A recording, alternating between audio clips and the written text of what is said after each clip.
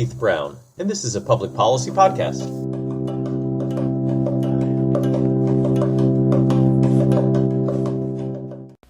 As a result, in large part, of the recommendations of this Academy, the federal government enlarged its scientific activities through such agencies as the Geological Survey, the Weather Bureau, the Bureau of Standards, the Forest Service, and many others. But it took the First World War to bring science into central contract with governmental policy. And it took the Second World War to make scientific counsel an indispensable function of government. The relationship between science and public policy is bound to be complex. As the country has had reason to note in recent weeks, during the debate on the Nuclear Test Ban Treaty, scientists do not always unite themselves in their recommendations to the makers of policy. This is only partly because of scientific disagreements. It is even more because the big issues so often go beyond the possibilities of exact scientific determination. I know few significant questions of public policy which can safely be confided to computers. In the end, the hard decisions inescapably involve imponderables of intuition, prudence, and judgment. That was President John Kennedy speaking to the National Academy of Sciences in 1963, shortly before his death. He was describing the role of science in government and the role of science in the policy process. He speaks as someone who understands the tension between using a scientific method to address difficult policy problems and the need to do so in a democratic manner. This tension has been at the heart of the study of public policy. Can government make better decisions about the public good by using the empirical methods of science?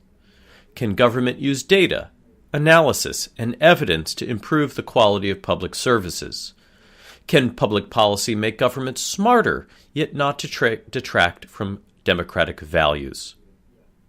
Harold Lasswell is the major figure in the development of the science of public policy, or the policy sciences.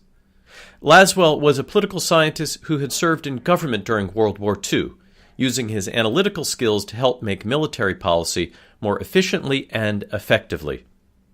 After his service in government, Lasswell devoted his career to developing the ideas at the center of the field of public policy.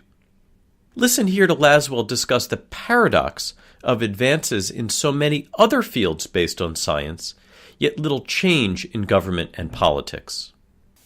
The challenge that people become sensitive to can be phrased in many, many ways. One of the commonest, and sometimes the most telling, is to put it in these terms.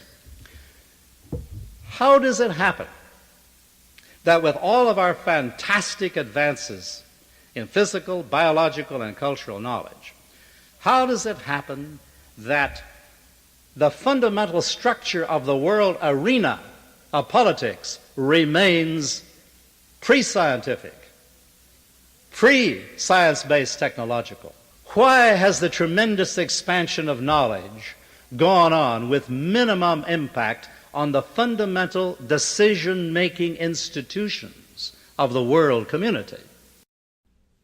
To Lasswell, while the world is advancing in so many ways, politics has sat still. Knowledge is being incorporated in so many other sectors to improve society. How come equivalent advances are not being seen in how government makes decisions? Politics, then as now, always been somewhat hostile or in tension with knowledge, science, and evidence. Elected officials who are bound to a system of power and influence often chafe at the constraints placed by science. Listen to this exchange between a government scientist and Senator Ron Johnson of Wisconsin over climate change, of which Johnson is quite suspicious. But he made the statement, he said, we do not know whether the present pause in temperature will remain for some time or whether it will go up or down at some time in the near future. What we do know with extreme certainty is that climate is always changing between pauses and that we are not capable with our limited knowledge of predicting which way it will go next. I live in Wisconsin. there were I think 200-foot thick glaciers in Wisconsin. How do you explain the climate change before man ever had a carbon footprint? How do you explain that climate change? The statement that you just made is blatantly false. How do you explain climate change that occurred 10,000 years ago before man had a carbon footprint? How do you explain that? Climate, there are variations in the Earth's orbital elements, the eccentricity of the Earth's orbit, the time in the season at which it's closest to the sun. So those variations just end right now, so now it's all man-made? Now listen again to Laswell's assessment and see how it relates to the arguments that Johnson is making and the argument between Johnson and the government scientist. The essential point is that knowledge has thus far been used by pre-scientific institutions of power in the world community and of power in the local nation states in such a way that there has been no significant revolution in the applications of knowledge to policy in the realization of human dignity. Consequently, as things stand today, knowledge is basically impotent in bringing about significant changes. It has captured knowledge for power, knowledge for wealth, knowledge for other factors than the advancement of knowledge or the realization of a world commonwealth of human dignity. So decades after Laswell's passing, Senator Johnson embodies what Laswell thought was so troublesome about politics, a lack of weight given to science and knowledge. Laswell foresees a future where knowledge isn't just used for power or for money, but knowledge used to advance society, human dignity, and the common good, what he calls the values of the policy sciences. To Laswell, the policy sciences are in this way democratic.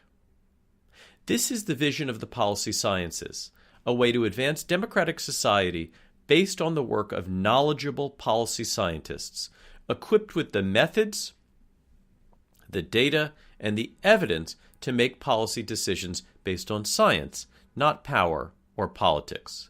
Listen again to Laswell discuss the role of policy scientists in government.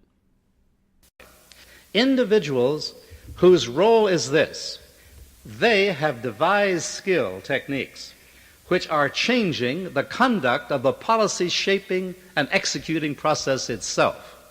These are the people who, in a variety of names, have so rapidly sprung into prominence in our recent past.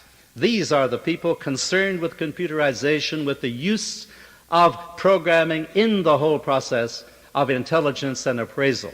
These are the technical people who, in the name of operations research or in the name of many other ways of harnessing hardware to various political processes, are themselves engaged in active participation in the decision-making processes around them.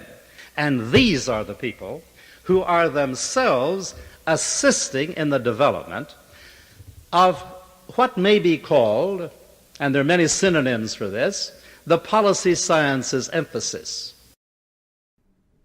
Recall, Laswell is speaking and writing in the 1950s and 1960s, the birth of the computer and the rapid rise of computing power that could process ever larger quantities of data. Policy scientists, equipped with computers and other technical skills, were at the vanguard of government policy making. Laswell's aspiration for the policy sciences has been incorporated into some federal policy making today. Listen to President Obama's science advisor talk about how one specific policy was made that rings true to what Laswell had hoped. Thank you very much, Chairman Smith, Ranking Member Johnson, members of the committee. I am genuinely pleased to be here today to discuss the ways that the Federal Government has incorporated and continues to incorporate scientific information from the most authoritative sources into the formulation and implementation of all three components of President Obama's Climate Action Plan: cutting carbon pollution in America, preparing the United States for the impacts of climate change, and leading international efforts to address the global climate change challenge. Given the thrust of my testimony and noting Ranking Member Johnson's comments on the title of the hearing, I'd like to propose respectfully an alternative one: the Administration's Climate Plan, Success Through Science. That plan rests primarily on scientific and technological understandings in three categories. First, the natural science of anthropogenic climate change and its impacts on human well-being. Second, technological analysis of the options for climate change mitigation and for increasing preparedness for and resilience against the changes in climate that mitigation fails to avoid. And third, the economics associated with estimating both the costs of action and the costs of inaction on the climate change challenge. As the science advisor just indicated, a science-based approach incorporates evidence, data, and uses methods like cost-benefit analysis. To Laswell, this methodological sophistication was a key component of the policy sciences. Laswell also saw these policy scientists as interdisciplinary, drawing on political science, economics, planning, and organizational studies. Listen again to Laswell describe what he describes as convergence. So the policy sciences orientation, which represents a convergence from the traditional theoreticians in political science, jurisprudence, and related disciplines, these specialists are themselves opening their own focus of attention, changing their own operating, educational, and advisory experiences in an effort to work more closely and understandingly with the newer techniques of modifying the whole process of information gathering and interpretation in terms of its creative relevancy for the decision process. So the first outstanding characteristic of what we're referring to is a demand on the part of these particular groups to find a way to deal with a map that is inclusive of the place of knowledge and action in our society. While many have criticized Laswell for the potential elitism of his views, Laswell also argued that the policy sciences would advance democracy, as policy scientists working for the common good could insulate democratic institutions from the interests of business and money. Policy scientists would cast off any allegiances to these interests in favor of serving science and, in doing so, would advance the common interest of democracy. In order to meet these democratic aspirations, Laswell also argued that the policy sciences would be problem-oriented. The complex societal problems would orient the policy scientist to help government serve the people's needs. Listen to Laswell describe this aspect of the policy sciences. A major characteristic can be very succinctly summarized. It is a concern for a problem-solving orientation that takes explicitly into account the many dimensions of a problem-solving task in a comprehensive process. So, what are the policy sciences? First, to Harold Laswell, they are a way to improve government, to move it from the past where politics dominated over empirical reason and evidence, to borrow from the advances of biological and physical sciences to make government more effective through knowledge and expertise. Second, the policy sciences empower policy scientists, people in government who have developed the multidisciplinary skills that can contribute to better decision-making. And third, the orientation of the policy sciences is around problems and addressing multifaceted problems in a scientific fashion. While some have criticized Laswell for an approach that has anti-democratic tendencies, Laswell saw the policy sciences as compatible and supportive of democratic institutions. In many ways, he was speaking to the argument John Kennedy made at the beginning of this podcast. The policy sciences would be oriented to solving public problems and would buttress against self-interest and the interests of business and other pressure groups that might threaten to capture knowledge and limit the public good. The policy sciences then fit into a larger debate about what public policy is, what it can be, what it should be, and what its limitations actually are.